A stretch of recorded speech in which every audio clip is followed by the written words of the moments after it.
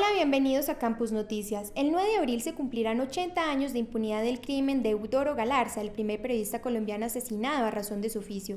De esto tratará nuestro especial de hoy. Vamos con los titulares. Crimen de Galarza, 80 años de impunidad.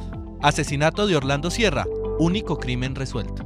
El exilio, otra amenaza a la libertad de prensa. Censura, la esclavitud en la libertad. Al lápiz también lo silencian. El balón en contra de los medios alternativos. ¿Qué piensan los estudiantes sobre la labor periodística? Aquí se lo decimos al final de la emisión.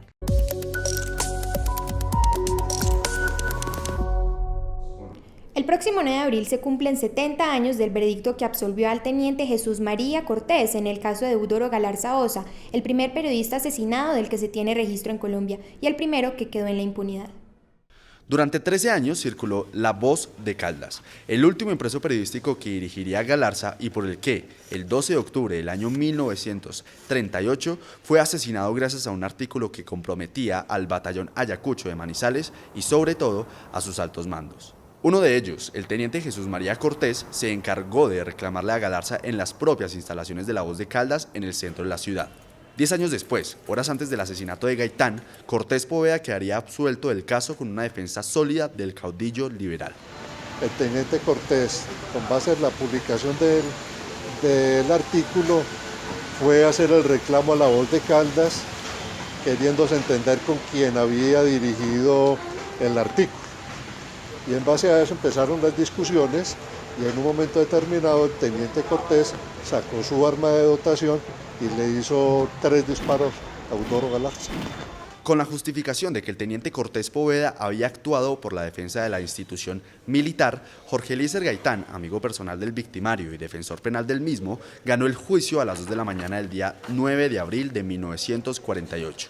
El genocidio de Gaitán eclipsó los medios en todo el país y, en Caldas, la noticia de la impunidad en el asesinato de Eudoro Galarza Osa pasó desapercibida. Entonces, infortunadamente, su muerte no solo lo borró a él como persona, sino al poco tiempo su principal legado, que era el periódico, y como la censura de prensa en Colombia y las muertes de periodistas se han venido documentando es en los últimos tiempos, a raíz, diría yo, de cuando empezó el hostigamiento fuerte a los periodistas por parte del narcotráfico y del cartel de Medellín, pues los hechos que ocurrieron de ahí hacia atrás ha sido una reconstrucción un poco más lenta.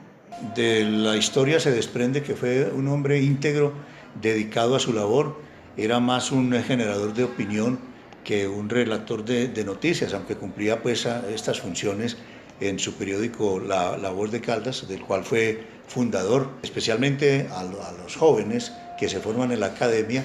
Esta es una referencia muy importante. Él, y no podemos tampoco dejar de lado y soslayar el caso de Orlando Sierra.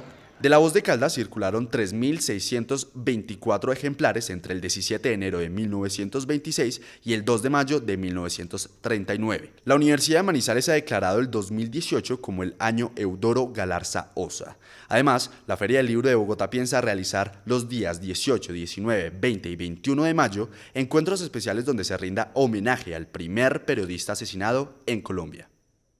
El asesinato del manizaleño Orlando Sierra se ha convertido en un emblema para el periodismo colombiano, ya que ha sido el único caso judicializado de un periodista en su función, debido a la unión y a la presión de los medios de comunicación del país. Manizales ha sido reconocida a lo largo del tiempo en el ámbito nacional, no solo por la labor periodística, sino porque en esta ciudad se registró el primer caso de homicidio a un periodista en ejercicio, además del único crimen en el que se ha logrado condenar a los autores intelectuales y al material.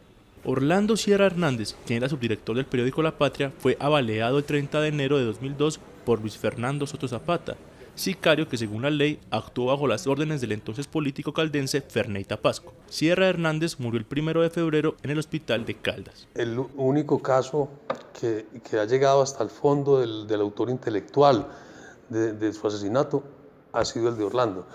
Eso gracias a que ha habido una presión muy fuerte de todos los medios en el país, no solamente de nosotros como La Patria, sino que nos sentimos muy acompañados por todos los medios nacionales para exigir que la Fiscalía actuara. Y entre todos se hizo como un informe que trató de ser pues, periodísticamente muy completo, Uno tiene que entender que los periódicos no somos jueces, no podemos juzgar.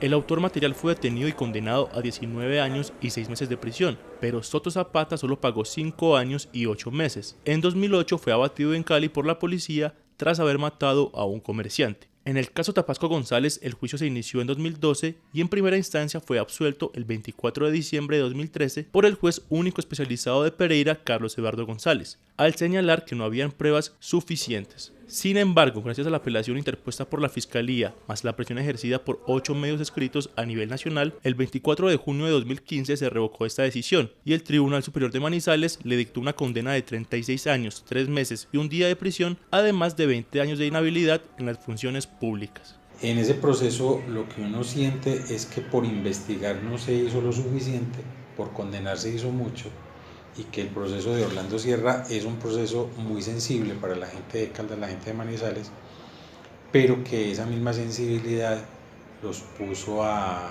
pensar en lo que querían pensar y no en lo que era. Aparte del exdiputado, también fueron condenados a 28 años de cárcel Francisco Antonio Quintero, alias Tilín, quien era el jefe de los sicarios, Luis Arley Ortiz, alias Peque, encargado de dar el dinero al asesino.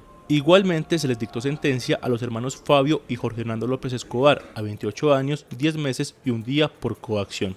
La defensa utilizó el recurso de casación ante la Sala de Casación de la Corte Suprema de Justicia, la cual fue recibida y de la que no hay respuesta definitiva hasta el momento. El no cumplimiento al derecho a la libertad de expresión ha sido uno de los principales motivos por los cuales los periodistas colombianos no son solo obligados a callarse, muchas veces la única salida es abandonar el país. Nos dijeron, súbanse a ese carro ya o los vamos a remendar a plomo. A finales de los 90, la ex reportera de guerra Adriana Aristizábal se dedicó a informar las noticias de orden público en Colombia, lo que causó que a mediados del año 2003, miembros del secretariado de las FARC amenazaran contra su vida. Las razones por las cuales salí de Colombia fueron por problemas asociados con mi trabajo como reportera de guerra en Colombia. Trabajé 7 años para el canal de televisión, para RCN Televisión, y ahí el trabajo que estuve haciendo fue prácticamente cubrir el conflicto armado colombiano desde las trincheras del ejército, de los paramilitares, de la guerrilla, entre el año 1998 y el año 2004.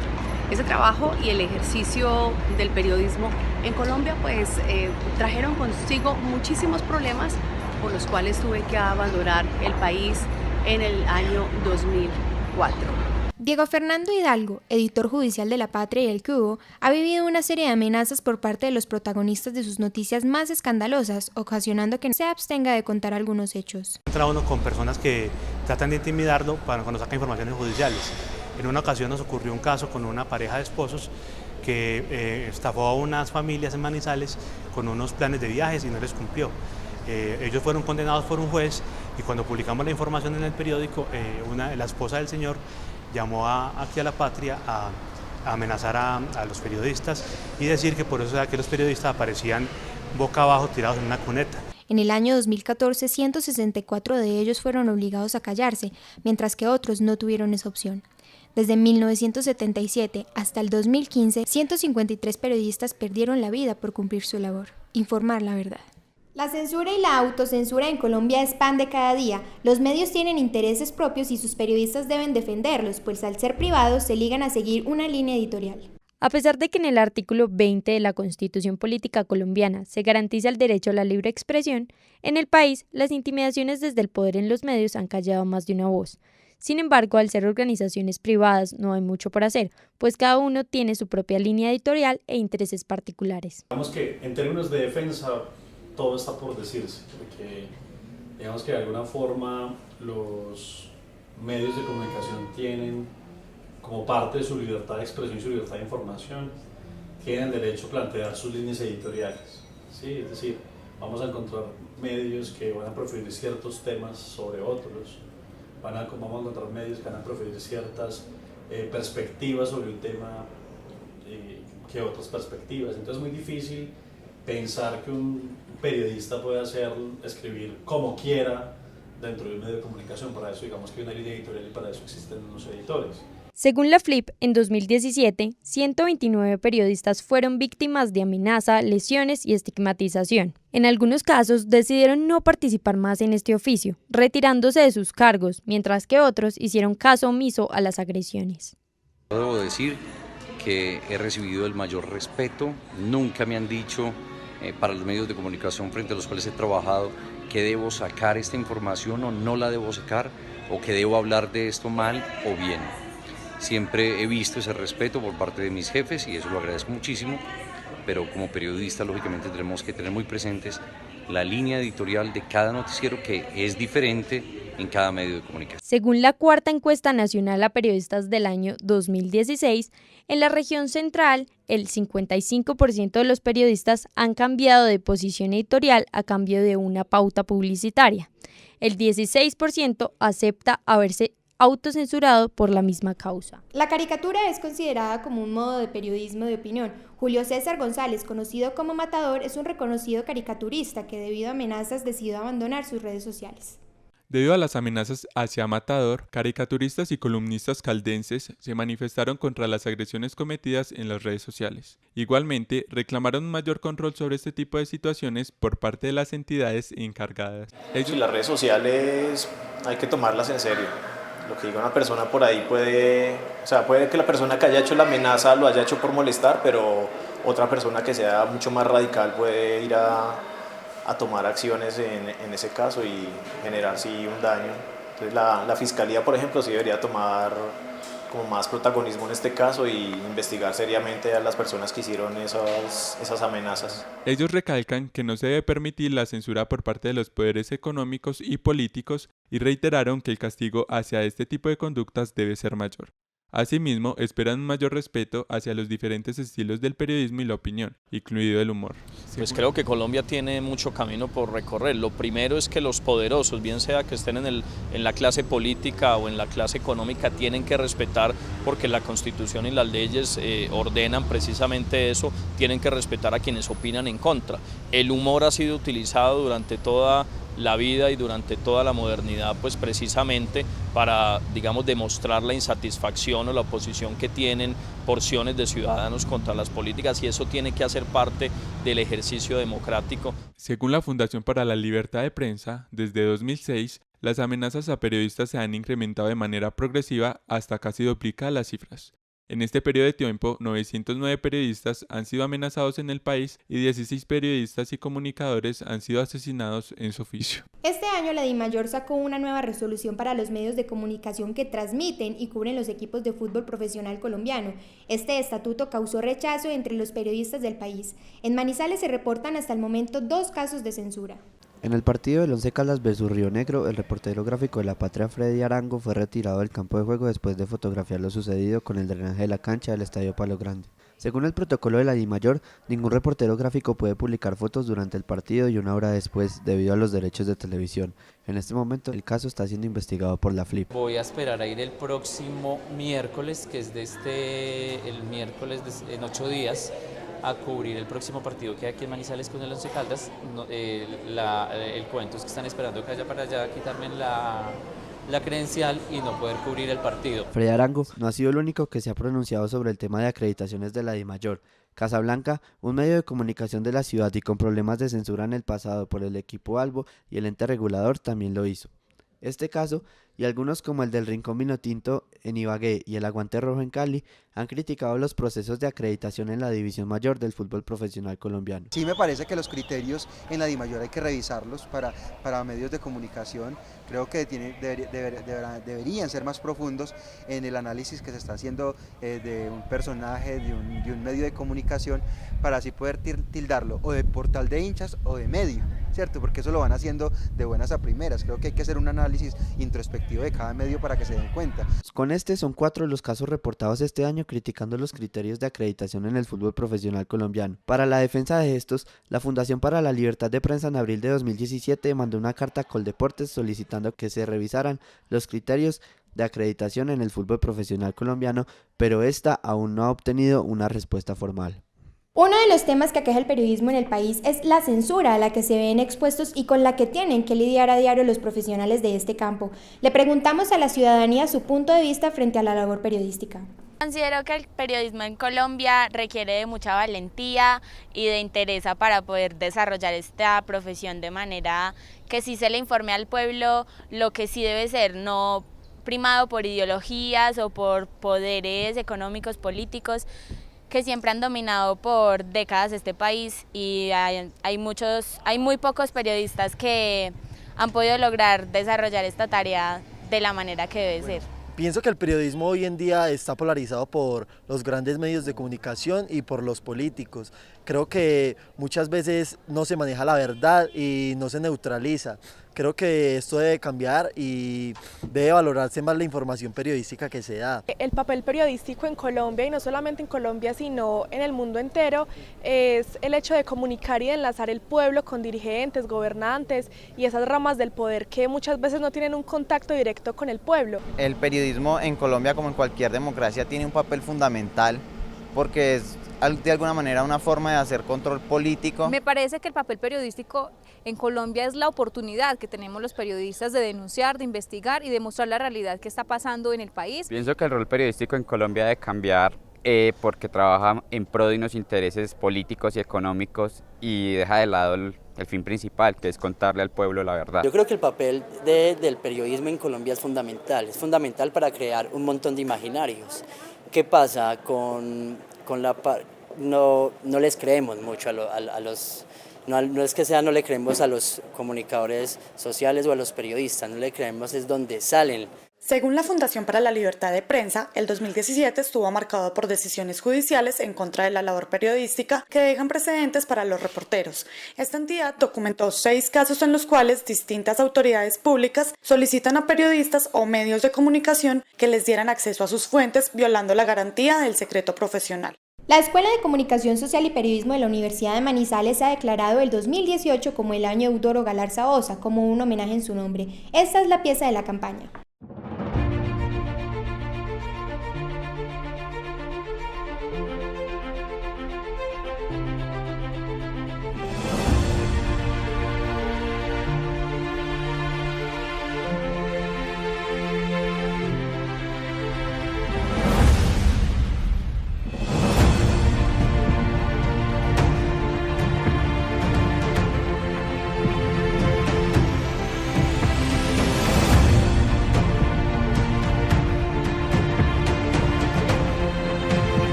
Frente al asesinato de Galarza, lo primero que hay que decir es que hay una deuda. Teniente Cortés decide venir a pedir rectificación de que no había maltratos o de que había maltrato a sus soldados, pero que eso es lo normal, cosa que sigue sucediendo muchas veces, y pues decide matar a Eudoro Galarza de la forma a sangre fría.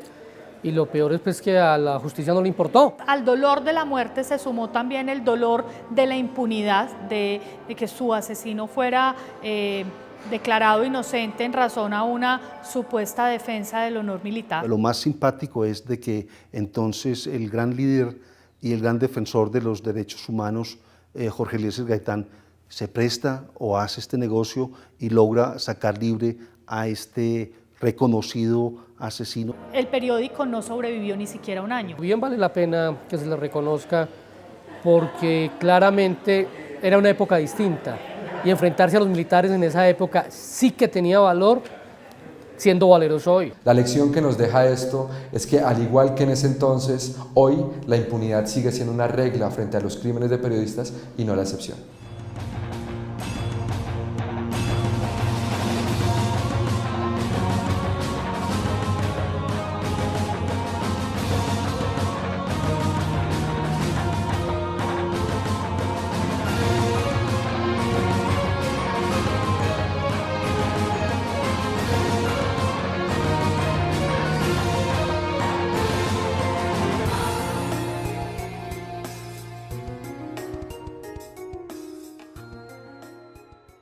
Hasta aquí nuestra emisión de hoy.